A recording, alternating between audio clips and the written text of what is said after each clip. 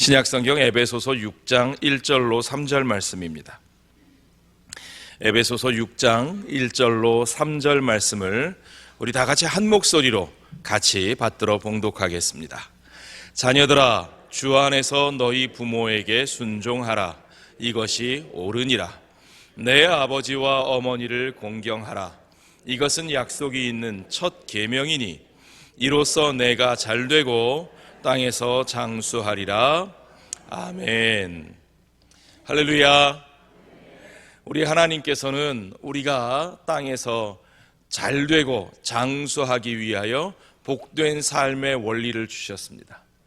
그 원리가 뭐냐면 부모를 공경하는 삶으로 우리를 부르셨다는 겁니다.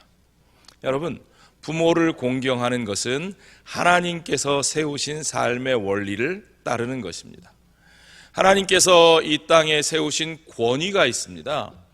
권위주의는 우리가 왠지 부정적인 느낌이 들지만 권위라고 하는 것은 우리의 삶에 반드시 필요합니다. authority, 권위가 없으면 우리의 삶의 기초가 무너지고요, 우리의 삶이 바른 원리에 따라 이루어질 수가 없는 겁니다. 하나님께서 세우신 권위가 있습니다. 하나님께서 나라를 이끌어가기 위해서 이스라엘 나라 가운데 중보의 직분을 세 가지 주셨는데 그것이 바로 왕과 제사장과 선지자입니다. 여러분 기억하시죠? 나라를 통치하고 백성을 보호하는 왕의 역할, 백성들의 죄를 사하고 하나님 앞에 화해의 길로 나오게 하는 제사장의 역할, 백성들에게 하나님의 말씀을 기억하고 그 길을 따라 살도록 촉구하는 선지자의 역할, 이 세 가지 중보의 역할이 나라에만 존재하는 것이 아니라 가정에도 존재합니다. 반드시 가족들 가운데도 이 역할이 필요한데 가정 안에 이 역할을 감당하는 사람은 누굽니까? 그것은 부모입니다. 하나님께서는 부모에게 기름 부어 세우사 그들을 왕과 제사장과 선지자의 역할을 감당하는 자들로 세우셨습니다. 여러분 생각해 보십시오. 하나님께서 직접 세우신 기관이 둘 있는데 그것이 뭐냐면 하나는 가정이고 하나는 교회입니다.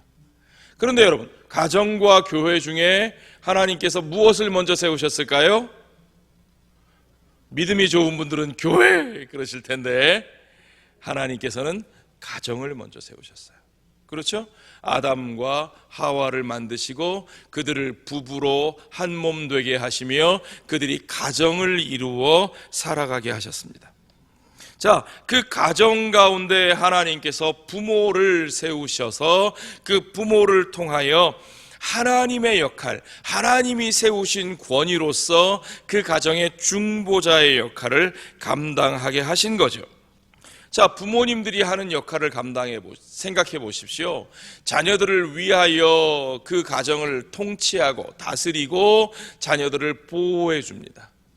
그 자녀들이 하나님 앞에 범죄하지 아니하도록 그들이 올바른 길로 나아갈 수 있도록 그들의 영적인 삶을 이끌어주고 그들에게 하나님의 말씀을 가르쳐주는 것도 사실은 교회 학교 선생님보다 먼저 가정의 부모가 해야 하는 역할인 거죠. 그렇게 부모는 우리를 돌보아 주시는 하나님의 대리자의 역할을 합니다. 그러므로 우리가 부모에게 효도하는 것, 부모와 올바른 관계를 갖는 것은 그저 단순히 도덕적이고 윤리적인 어떤 책임만이 아니라 그것은 신앙인의 올바른 삶의 원리고 성경적인 삶의 방식인 것을 여러분 믿으시기 바랍니다. 하나님께서는 부모를 생명의 대리자로 세우셨습니다.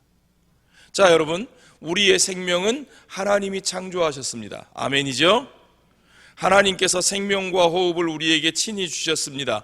그러나 그 생명과 호흡을 하나님께서 누구를 통하여 우리에게 허락하십니까? 부모를 통해서 허락하셨다는 거죠. 여러분, 살아있는 우리가, 육신을 가진 우리가 살아갈 때에 가장 소중한 것이 뭐냐? 그건 생명입니다. 두말할 것도 없습니다. 그 귀한 생명이 부모로부터 받은 거죠. 마태복음 16장 26절에 보니까 만일 사람이 온 천하를 얻고도 제 목숨을 잃으면 무엇이 유익하리요? 사람이 무엇을 주고 제 목숨을 바꾸겠느냐? 목숨과 바꿀 수 있는 것이 없습니다. 그러므로 여러분, 그 목숨을 우리에게 주신 부모가 얼마나 소중한 분이십니까? 믿음이 너무 좋은 분들은 아이고, 육신의 목숨이 뭐가 그렇게 중요해? 영혼이 중요하지. 아니요, 그렇지 않습니다, 여러분. 성경은 영혼만 중요하다고 말하지 않고 하나님이 창조하신 육신과 그 육신을 통해서 살아가는 우리의 삶이 너무너무 중요하다고 말씀하십니다. 성경은 결코 영은 중요하고 영은 선하고 육은 악하다, 그런 이분법에 빠지지 않습니다. 우리의 육신도 하나님이 창조하신 것이고 이 육신을 통해서 세상에서 하나님을 섬기게 하셨습니다. 뿐만 아니라 여러분, 부활의 때에 우리의 영혼뿐만 아니라 무엇도? 육신도 무덤에서 일어나 주님과 함께 왕노릇하리라 말씀하셨습니다. 그래서 사도 바울은 로마서 12장 1절에 보면 너희 몸을 하나님이 기뻐 받으시는 거룩한 산제사로 드리라, 이것이 너희의 드릴 영적 예배니라. 영적 예배는 무엇으로 드리는가? 몸으로 드린다는 거예요. 우리 몸으로 행하는 삶의 모든 것들이 영적이라는 거예요. 몸이 영적이래요. 와, 여러분, 영과 육은 서로 구별되는 것이 아니다. 그 귀한 육체의 생명을 누구를 통해서 주셨는가? 바로 우리의 부모님을 통해서 주셨다는 말입니다. 그래서 우리는 부모님을 더욱더 공경하고 사랑할 뿐만 아니라 그분들을 자랑스럽게 여겨야 합니다. 여러분, 효도라는 건요, 부모님을 자랑스럽게 여기는 데서부터 시작됩니다. 이게 중요합니다. 내 부모를 긍정하고 자랑스럽게 여기라는 거예요. 세상의 사람들과 비교해서 우리 부모는 배운 것도 많지 않고 물려준 것도 많지 않고 심지어는 예수도 안 믿었으니까 우리 부모는 자랑스러울 게 없어요. 아니요. 내 부모이기 때문에 자랑스러운 겁니다. 내게 생명을 주신 분이기 때문에 자랑스러운 겁니다. 그들을 자랑스럽게 여겨야 내 인생이 가치 있어지는 겁니다. 여러분, 자기의 부모를 자랑스럽게 여기고 자기 가족을 소중하게 여기는 사람들이 자기 인생을 가치 있게 살아간다는 것이 증명돼요. 크리스찬니티 투데이라고 하는 미국의 기독교 잡지가 있는데요, 거기에 보면 부모나 가족에 대한 자부심을 느끼고 있는 아이들이 가출을 할 확률은 그렇지 못한 아이들의 3분의 1. 반대로 청소년 보호시설에 수감된 재소자들을 조사해 보니까 88%가 자기 가족이나 부모에 대해서 부정적인 이미지를 가지고 있는 거예요. 그렇죠, 여러분? 가족을 자랑스럽게 생각하는 아이들이 자신의 삶을 긍정하고 삶을 귀하게 여기고 귀한 삶을 살아간다는 거죠. 이게 중요합니다. 이게 왜 가능한가, 여러분? 우리 부모는 자랑스러울 게 없는데 왜 자랑스러운가 생각해 보십시오. 하나님께서 사람을 하나님의 형상으로 창조하셨습니다. 아멘. 저와 여러분은 하나님의 형상을 따라 지음받았습니다. 아멘. 그렇습니다. 그 하나님의 형상이 곧 하나님의 생명입니다. 우리가 부모의 형상을 닮는 것은 여러분 진짜 닮죠? 와, 네 집 자식인지 보면 압니다. 신기하죠. 제가 20년 만에 미국에 와서요, 저희 부모님 댁에 왔더니 저희 부모님 댁에는 아직도 유선전화가 있어요. 옛날 유선전화. 전화번호, 제 초등학교 때 전화번호 그대로예요. 안 바뀌었어요. 제가 집에 와가지고 저희 집이니까 얼마나 좋아요. 너무 오래간만에 왔으니까 집에 전화벨이 울리는데 남의 집이었으면 못 받았을 텐데 전화벨이 울리니까 얼른 받았어요. 제가 여보세요? 우리 집이니까요, 그죠? 집에 왔으니까. 여보세요? 그랬더니 저희 이모님이 전화하셨는데 저희 아버지인 줄 알고 형부 잘 계셨어요? 이모 저예요, 저. 얘 네 아버지 목소리랑 똑같다. 어떻게 그렇게 똑같니? 음성까지 똑같다. 예, 그렇습니다.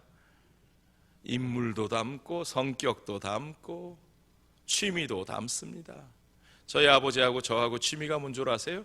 신문을 1면부터 끝면까지 광고까지 다 읽는 거예요. 똑같이 담습니다. 예. 결국은 부모님이 내게 주신 그 모든 것들을 통해서 하나님의 형상이 내 삶에 나타납니다. 아멘. 혹 어떤 분들은 이렇게 생각하세요. 우리 부모님은 예수를 믿지 않았어요. 우리 부모님은 하나님을 알지 못했습니다. 그러니까 전혀 그거하고 우리 부모님하고는 상관없어요. 아니요, 여러분. 누가 우리를 그 부모님의 자녀로 태어나게 하셨느냐? 하나님이 그렇게 하셨습니다. 누가 우리로 하여금 그분들을 닮게 하셨느냐? 하나님이 그렇게 하셨습니다. 그리고 그분들을 닮은 저의 모습을 통해서, 나의 음성을 통해서, 나의 성품을 통해서, 나의 재능을 통해서, 나의 인격을 통해서 하나님께서 하나님의 형상이 드러나게 하신 것을 믿으시기 바랍니다. 여러분, 오늘 나의 삶에 하나님의 형상과 하나님의 영광이 드러납니까? 누구를 통해서 하나님이 그 일을 하게 하셨습니까? 우리의 부모님을 통해서. 그러므로 누가 우리 부모님을 쓰셨습니까? 하나님께서 저와 여러분의 부모님을 쓰신 것을 믿으시기 바랍니다. 우리는 그 사실을 잊지 말아야 합니다. 그러므로 우리는 모든 부모님이 하나님의 대리자의 역할을 하셨다는 사실을 잊지 말아야 하는 것입니다. 또한 부모님은 은혜의 대리자입니다.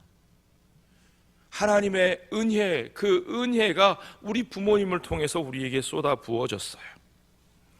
인간으로서 살아가는 데 필요한 가장 기본적인 것들을 누구로부터 받으셨어요? 부모님으로부터 받았습니다. 부모님이 우리에게 주신 것은 은혜입니다. 왜요? 아무런 조건과 기대가 없이 거저 주신 것들이거든요. 그 마음, 바로 그것이 은혜고, 그 은혜가 바로 우리 부모님들의 마음입니다. 시골 마을의 한 어머니가 네 아이를 키우며 고생스럽게 살고 계셨어요. 외딴 곳에 있는 집이어서 지나가는 나그네가 묵을 데가 없어 그 집을 찾아 들어왔습니다. 어머니가 혼자 아이 넷을 너무 지극히 사랑하면서 키우는 것을 보면서 나그네가 감동을 받아서 그 어머니에게 묻습니다. 아주머니, 자녀들을 참 사랑하시네요. 아주머니, 그런데 그 중에 누가 제일 예쁘세요? 누굴까요, 여러분?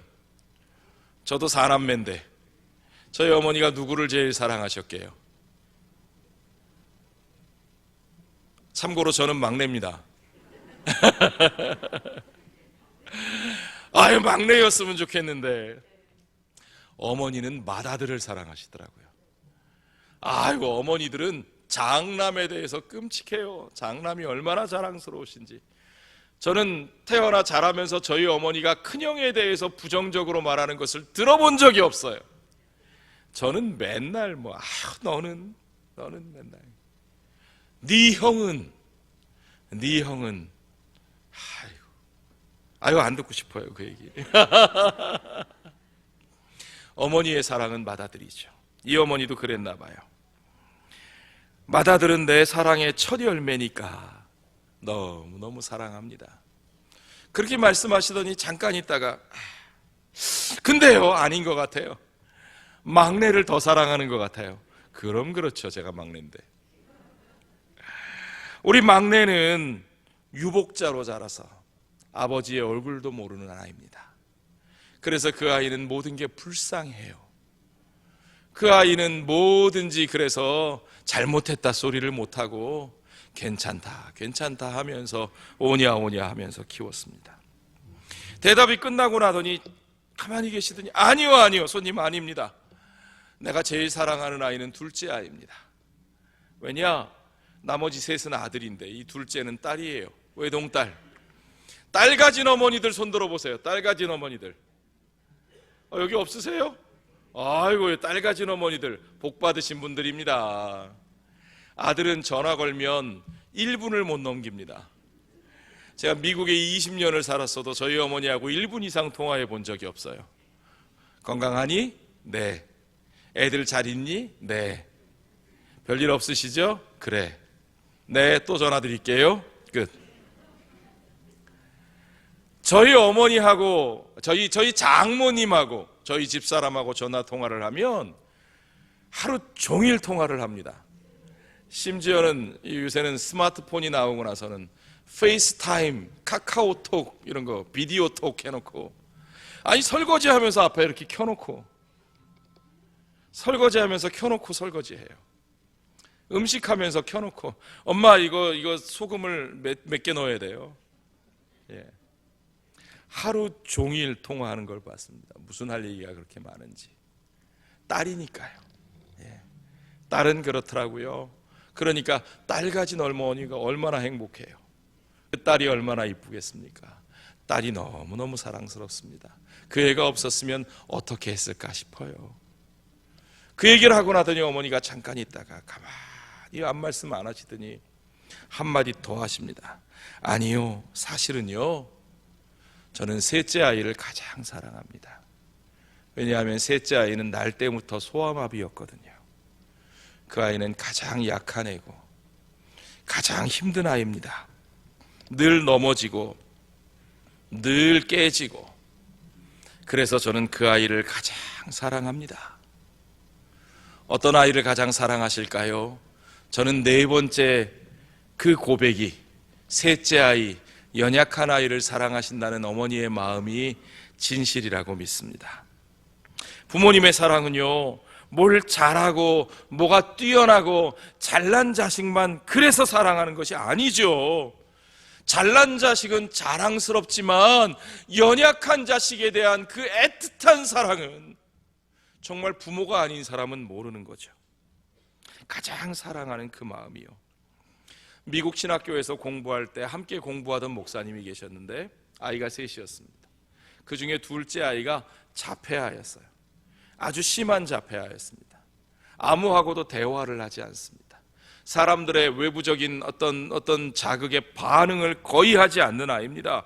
가만히 있습니다. 이 아이를 키우면서 얼마나 마음 아픈 일들이 많았는지, 이 목사님 정말 뛰어난, 공부도 잘하고 설교도 잘하고 뛰어난 분이셨고, 사모님 피아노 전공한 아주 뛰어난 피아니스트였는데 이 아이 때문에 교회에서 아무 사역을 할 수가 없어요. 목사님 학위를 마쳐야 되는데 학위를 마치기도 어렵고, 교회에 가서 사역을 하면 아이 때문에 어려움이 생겨서 사역에 집중을 못해서 사역에 그만두고 하곤 했습니다. 너무 힘들죠. 그런데 그 아이를 키워온 과정을 얘기하시는데 한 번도 말을 안 하던 어떤 아이, 그 아이가 어느 겨울날, 제가 살던 필라델피아엔 눈이 많이 오거든요. 눈이 하얗게 전나무에 쌓이고 온 세상이 하얘지는데 그 눈을 맞더니 그러더라는 거예요. 눈. 너무 좋아서 눈을 뭉쳐다가 아이의 손에 만지게 해주고 아이의 손을 잡아 끌고 눈놀이를 하게 해주고, 그랬더니 아이의 표정이 밝아지고 아이가 반응을 하더라는 거예요. 그날의 기억을 자기는 잊을 수가 없다는 겁니다. 평생에 가장 기쁘고 가장 감격스러운 날이 바로 그날이었다는 거죠. 그리고는 이런 말을 합니다. 옛 어르신들 말씀에 10손가락 깨물어서 안 아픈 손가락이 없다고 말씀하시지만, 물론 나도 그렇지만 나는 정말 세 아이 중에 이 아이가 가장 사랑스럽습니다. 나머지 두 아이도 사랑하지 않는 건 아니지만 걔들이야 잘 알아서 하니까 아무래도 신경을 덜 쓰게 되고, 그런데 이 아이는 잠시 눈에만 보이지 않아도 그냥 어떻게든 안절부절 눈에 넣어 찾아야 되고 늘 같이 있어야 되고 견딜 수 없는 그런 그 마음. 처음에는 힘들고 귀찮았는데 이제는 옆에 두지 않으면 견딜 수 없는 그 마음이 너무나 애틋한 사랑이라는 것을 깨닫게 됐다는 겁니다. 그러면서 하는 말이, 이 아이를 위해서라면 목숨을 내어줘도 아깝지 않을 것 같다. 이 아이를 위해서라면 내 목숨을 내어줘도 아깝지 않을 것 같다. 여러분, 저는 그것이 우리 하나님 아버지의 마음인 것을 깨달았습니다.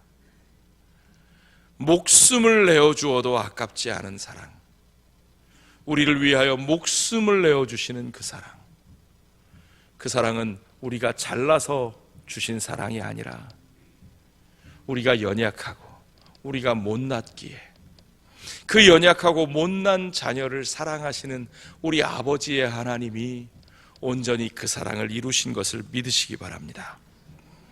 그것이 은혜입니다. 그것이 우리 하나님의 사랑입니다.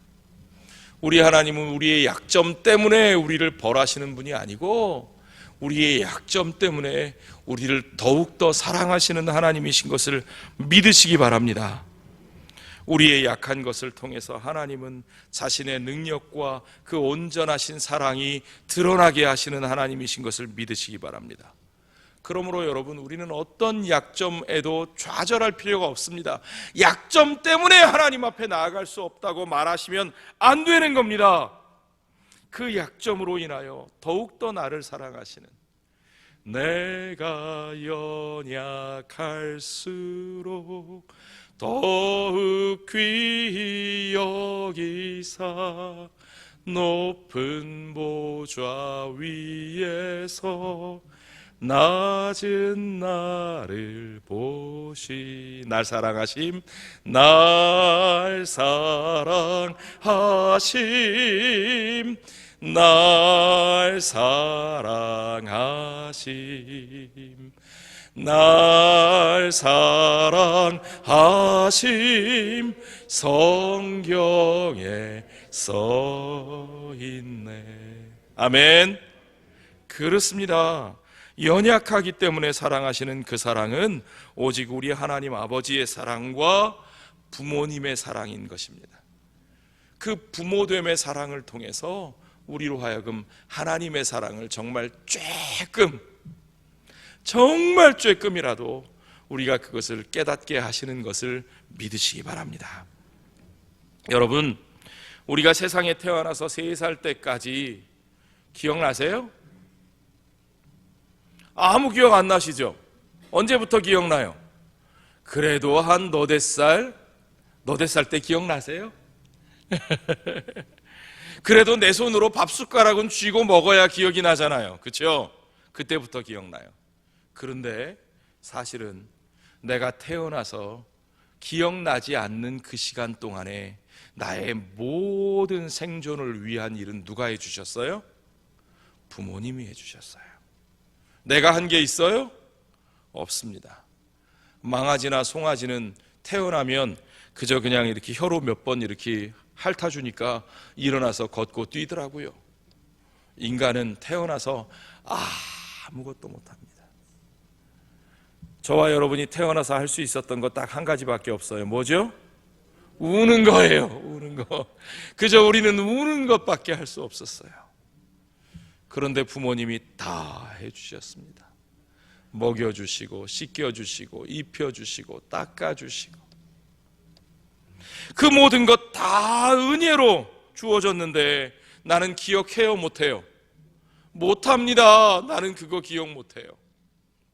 내가 받은 거는 하나도 기억이 안 나요.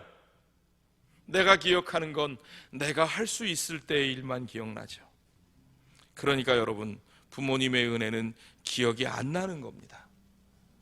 나는 내 부모한테 받은 게 없는데요. 혹시 그렇게 생각하는 분 계십니까? 기억이 안 나는 거라니까요. 3살 이전의 일을 당신이 기억할 수 있습니까? 그럴 수 없다니까요. 하나님의 은혜가 마찬가지입니다. 우리는 하나님의 은혜를 기억하지 못하는 자들입니다. 하나님이 여러분을 창조하셨습니다. 그때의 일이 기억나시던가요? 기억 안 나죠? 기억 안 납니다. 그러나 하나님이 우리를 창조하셨음을 우리는 믿음으로 고백합니다. 그리고 하나님을 예배합니다. 마찬가지로 우리 부모님의 사랑, 여러분, 기억나지 않습니다. 그러나 우리에게 은혜로 주어진 사랑입니다. 우리 하나님의 사랑이 하늘보다 높고 우리의 모든 허물을 덮어주셨던 사랑인 것처럼 우리 부모님의 사랑이 그렇게 저와 여러분의 모든 허물을 덮어주시는 사랑입니다.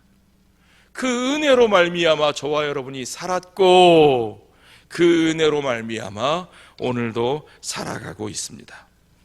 그 은혜의 대리자로서 우리에게 그 은혜와 사랑을 베풀어 주시는 부모님, 초등학교 때 이 노래 부르셨어요? 높고 높은 하늘이라 말들 하지만, 같이 부를까요? 나는 높은 게 또 하나 있지. 낳으시고 기르시는 어버이 은혜, 푸른 하늘 그보다 더 높은 것 같아. 우린 이럴 때 아멘 하죠? 아멘. 그렇습니다.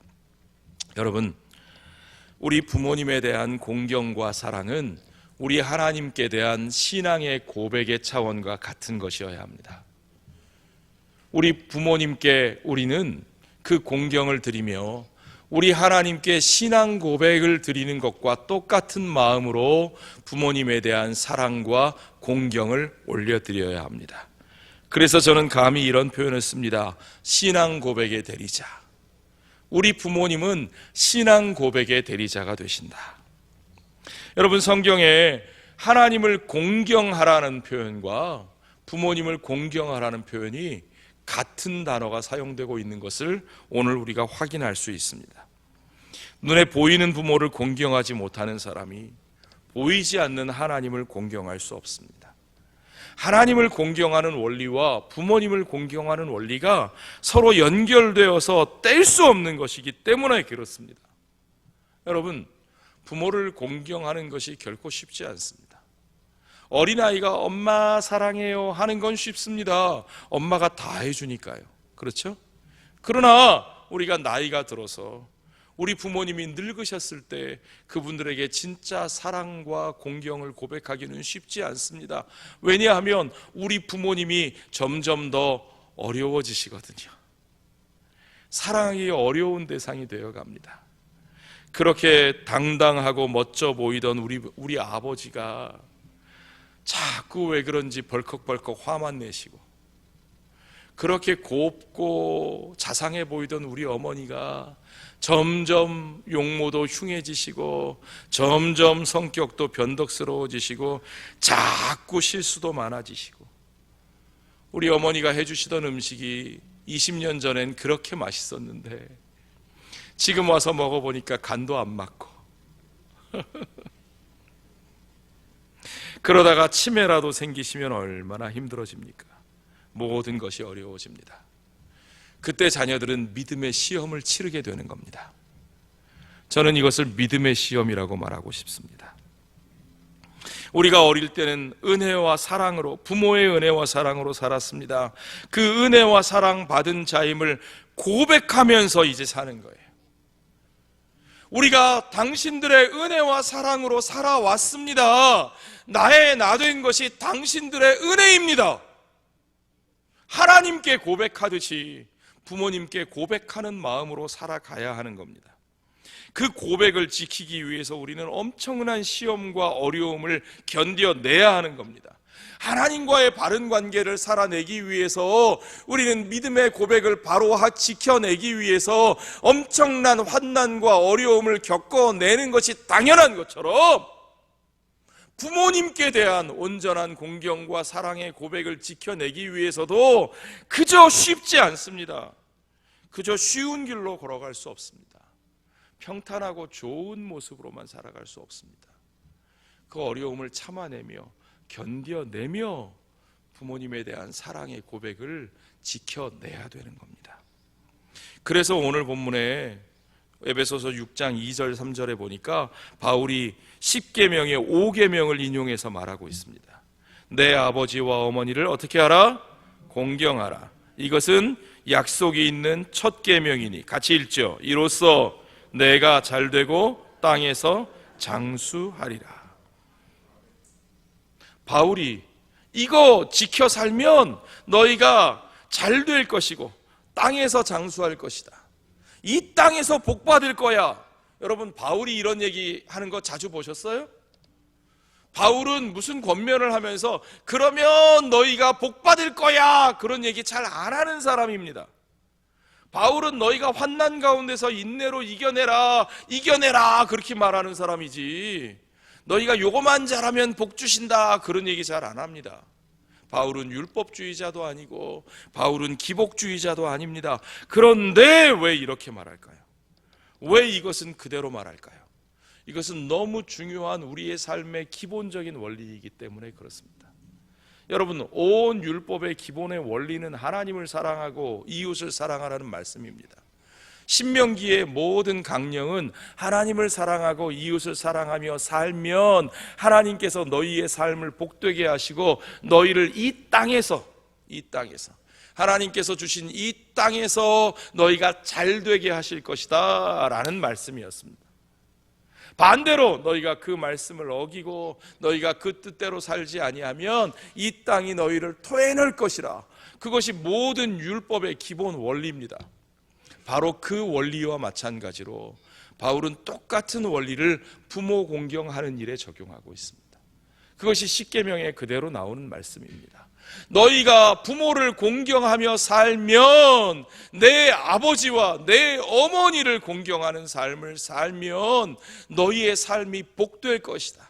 너희가 잘되고 이 땅에서 장수할 것이다. 너희 가정이 바로 설 것이다. 그 삶의 방식이 너희를 복되게 할 것이라. 아멘. 이 말씀은 오늘도 변함없는 진리의 말씀인 것을 여러분 믿으시기 바랍니다. 부모를 공경하는 일에 왜 이렇게 큰 축복을 약속하셨을까요? 그게 어려운 일이기 때문에 그렇습니다. 독일 격언에 이런 말이 있습니다. 한 아버지는 10아들을 키울 수 있으나 10아들이 한 아버지를 봉양하기는 어렵다. 정말 그렇죠? 아들 10이 있어도, 자식 10이 있어도 늙고 병든 부모 한 분 봉양하는 일이 쉽지 않습니다. 그런데 그 부모는 그 10 자녀를 모든 것을 바쳐 키워내셨죠. 여러분, 이 힘든 일을 우리는 신앙의 고백을 가지고 해내야 합니다. 우리 믿음의 고백을 가지고 우리는 부모를 공경하라는 하나님의 말씀을 지켜내야만 합니다.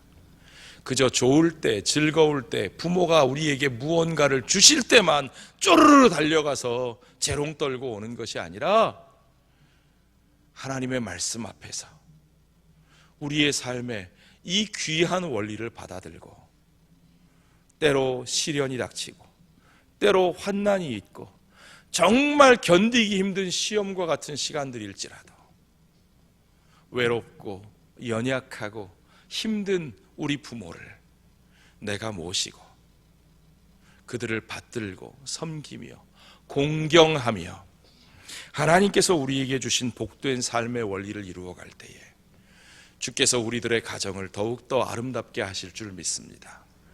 주께서 그 믿음의 가정들이 세워가는 우리들의 교회 공동체를 더욱더 하나님 나라의 풍성한 열매로 가득 채워주실 줄 믿습니다.